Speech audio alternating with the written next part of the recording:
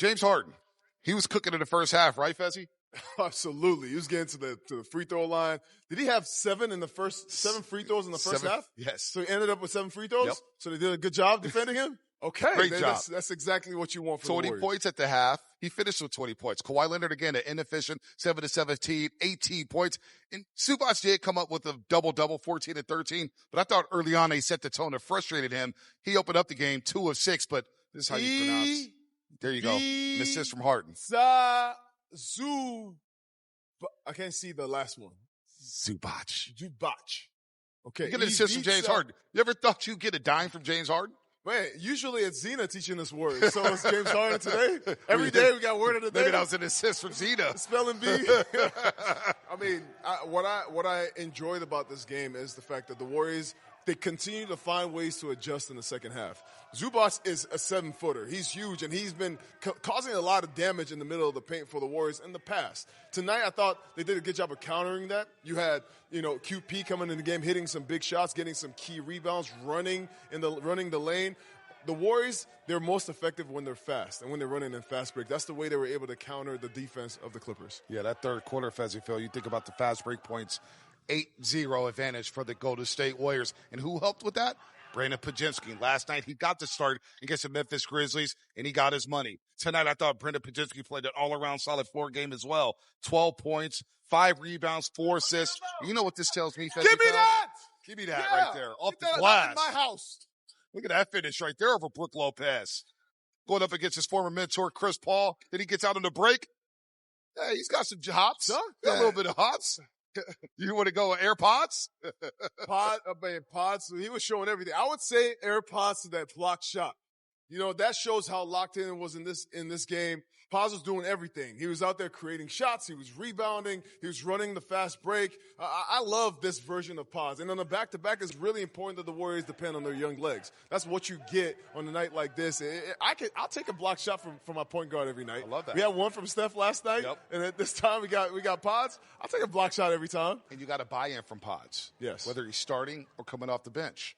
Whether Kuminga, now he's going to start moving forward here, but whether Moody comes off the bench or starts, there's a buy-in with this roster thus far this season. Yeah, I mean, with the young guys, they have a chance to play a lot of games this year, right? You're going to have Jimmy, Al Horford, and Steph, and maybe Draymond sitting out a lot of games. You're going to have them sitting games out, maybe some back-to-backs in the future, just load management purposes. So you need the young guys to come into the game confident, to understand the game plan, to play with within the system. And I thought Paz did a good job of that tonight. I thought he did a good job being a connector. He was creating plays. He was coming off. You've seen him hit shots so much that the defense starts double-teaming him, and then he starts making plays like he's Steph, kicking out the double team, and then there's a play on the backside where they have a 2-on-1 action. Those are things that you want to see moving forward, especially when guys like Moses Moody are hitting shots on the weak side. Then that bench gets even more dangerous. Felt like yesterday we were talking about a slow start for Brandon Pajinski.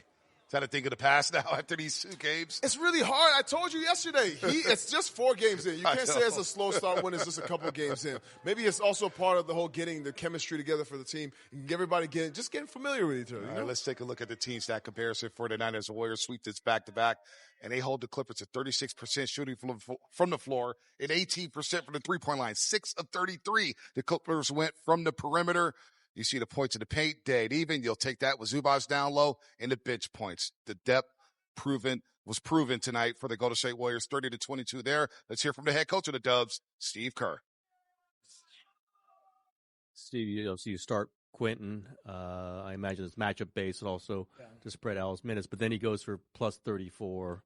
What did you see for him? How did you just kind of ride it a little bit more than you expected, given the way he was playing? Yeah, I mean, I think this is going to be a pattern for us. I really want to just bring Al off the bench. If he's going to be 20 minutes, 20 to 25 minutes, I'd rather have him come off the bench and be able to close with him if we need to, like we did against Denver.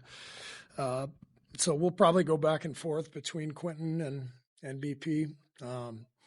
For now, just depending on what the center matchup looks like. I thought BP was great. I didn't play him enough in the first half. I think I only got him out there for 9 minutes, and we missed his playmaking. So I gotta do a better job of, doing what we did in the second half, which was finding lineups that, that could play make a little bit more. But QP was the story of the game. I mean, fearless out there, hit big shots, played great defense, and couldn't be happier for him or for us, getting Quentin, late second round, year and a half ago. He's turning into a really good player. Steve, you guys obviously dominated the third quarter. What did you think the key was defensively during that stretch? Well, we did a better job of not fouling. We sent James to the line 7 times in the first half and none in the second. And I think we just trusted our coverages and made them, play through us or over the top of us rather than, sending them to the line. So to hold that team to 30 points in the second half, pretty impressive. Steve, I just wanted to follow up about the defense. You said it there, 30 points in the second half. You held them under 80 for the game. How would you describe the defensive effort, especially on the second night of a back-to-back? Well, the number one thing we've been trying to hammer home is that our offense can help our defense, and I thought that happened tonight. And it's not just turnovers, but it's playing a connected style of basketball. So as soon as things are a little precarious, make sure Jimmy Butler gets the ball. He settles the game down. He gets fouled. He gets us an open shot. We don't turn it over. So I think the last game and a half, we've been much more purposeful in our play offensively, and that's dramatically helped our defense. So, but besides that, I mean, Draymond Green continues to be one of the great defenders on earth. I thought he controlled that game in the paint with his switching, with his help all over the place. Draymond was brilliant, and I just think we've got a lot of depth to be able to come in with Moses and BP off the bench and Al, Buddy, Gary. It's we can play a lot of people, and 5 games in 8 days to start the season is pretty rough. So I couldn't be more proud of the guys to not only go 4-1, but to really quickly establish kind of what we want to be and how we want to operate. So it's just a hell of an 8 days. And now obviously we got to head out onto the road and keep getting better. Steph went to the pen. 5 games in 8 days, Fezzi. Warriors are 4-1. This is a week where they have 4 games in 6 days, and they have to feel good about themselves, and they have to feel good about where Jonathan Kuminga is at. Look, the stat sheet tonight, it's not going to be eye-popping, right? But you see his activity level. You see the decision-making. That's a big-time development for the Golden State Warriors this season. JK is hooping right now, whether it's on the defensive end of the floor or offensively. He's making all the right plays. Well, last night you saw JK defend John Morant.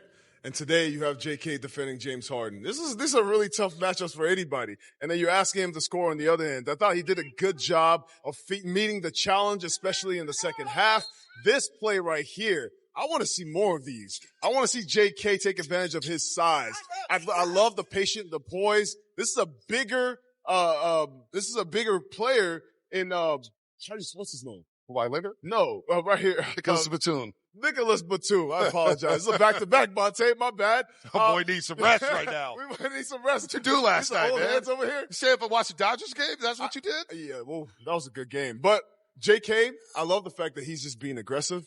His speed is something that's really helping the Warriors tonight. The speed was helping on the defensive end, slowing down James Harden, playing without fouling in the second half. I love the adjustments he's making, just getting out in the passing lanes, making great reads. I'm seeing JK evolve as a help side defender. I've seen him a couple of times read the ball and go jump out with that speed, being able to go out there and anticipate and go get the steal and be able to push on offense. Those are things you want to see more from him. As he continues to play well on the offensive end, I want to give him credit on the defensive end too, because he's putting in work the whole game. Kawhi was hunting him on one possession in the third quarter. He gets a switch onto JK.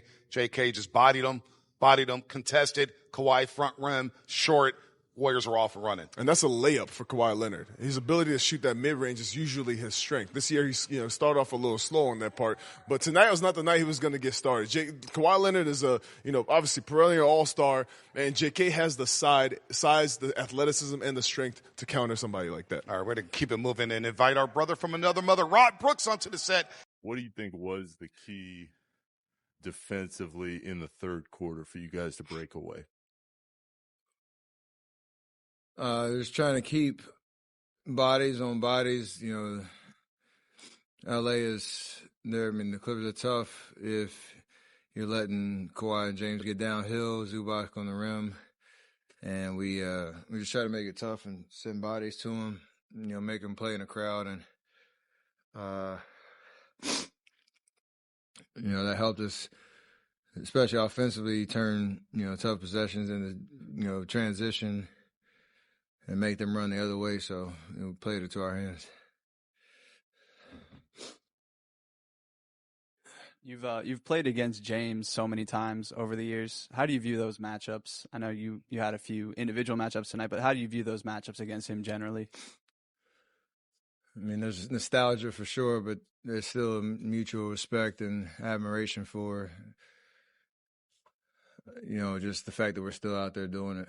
And I think right before jump ball, I didn't get to talk to him one-on-one, but I pointed at him like you normally do a jump ball circle, and I kind of mouthed like we're still doing this, which is kind of there's certain guys around the league that fit that category, especially me and him, Drew, DeMar in my draft class, so pretty special. Stephen, what have you made of the last two games Brandon's put together? I mean, creating for teammates, looking for a shot, and doing the little things on the glass. Just all around 2 really good games in a row. Yeah, you got to stack them together. And again, his task is keep having fun, keep playing aggressive, keep the game simple, and it'll reward you. So we're all trying to do that. And, whatever you can do to help the team win. And we need his energy. We need JK's energy.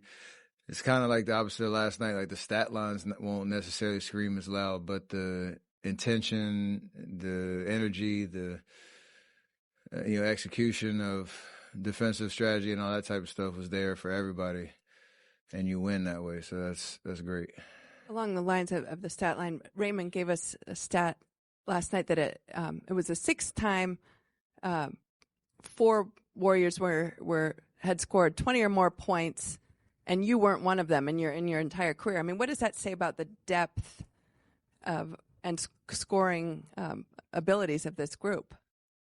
Our offense is predicated on using me as a shot creator, obviously on the ball, off the ball, but certain games, I'm not gonna get a crazy amount of looks, but hopefully we are able to create beautiful offense that way, and other guys, benefit, and vice versa. Guys set great screens for me, get me open. So selfless basketball all the way around, and our job is not to obsess over the stat sheet. It's can we win?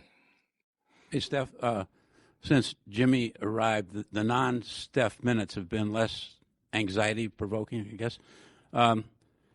Do you see it that way, and is it that a little bit easier for you to kind of kick back on the bench and know that team's in good hands? I mean, yeah, that's the way a great team, operates.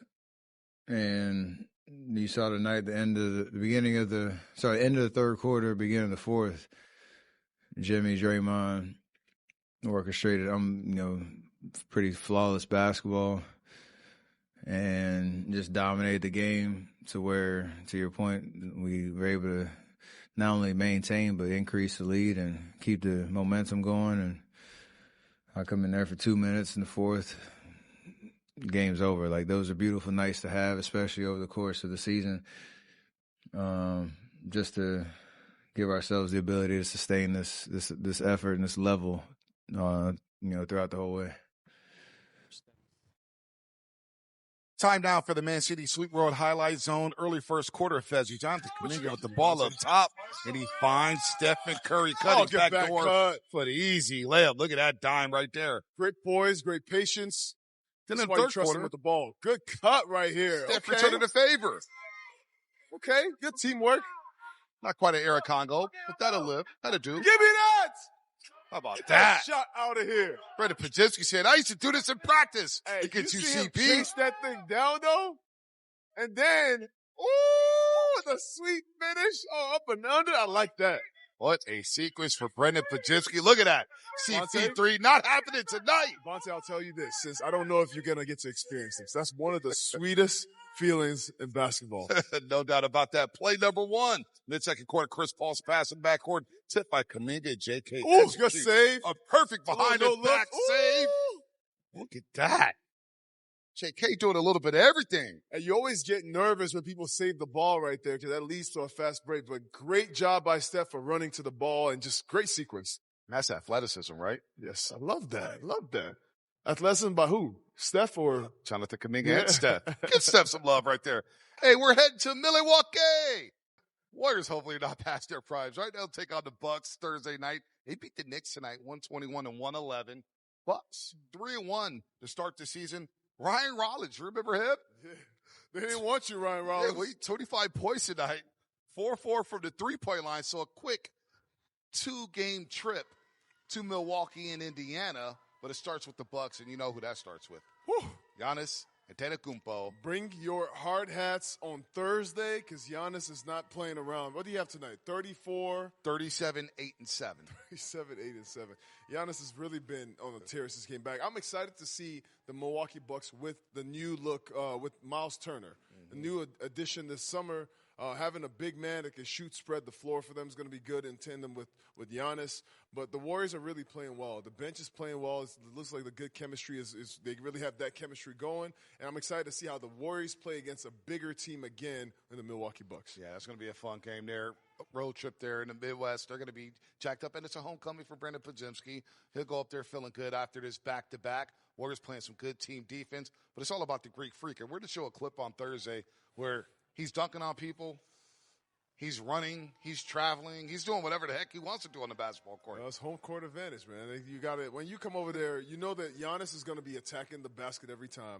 But that's one of the few players in the NBA, I think Wemby is probably a part of this, that can take one dribble from half court and make it all the way to the rim. So they got to build the wall, be ready to be physical, hit the weight room. I think KB said they had to go to the weight room tonight. They couldn't get an interview. They got to get to the weight room, get ready for Giannis on Thursday. Giannis and Miles Turner, right? So I'm excited for this game. This is going to be a good measuring stick. We'll have some bratwurst on the set Thursday for Festus Feast. Festus Feast. Okay. Yeah, let's get ready. And cheese, maybe? Maybe some cheese. Yeah. Okay. Yeah. A little cheese platter? Yeah, I like that. Okay. I like where you're at. Final thoughts on the back-to-back. Good showing by the bench and just great defensive win. Holding a team like the Clippers to below 80 points. Great statement game. And they snapped their 7-game losing streak to the L.A. Clippers. They remain undefeated at Chase Center, and they'll hit the road for 2, but don't go anywhere. Dubs Talk Live is next, and you'll hear from Jimmy Butler. Have a good night, everybody.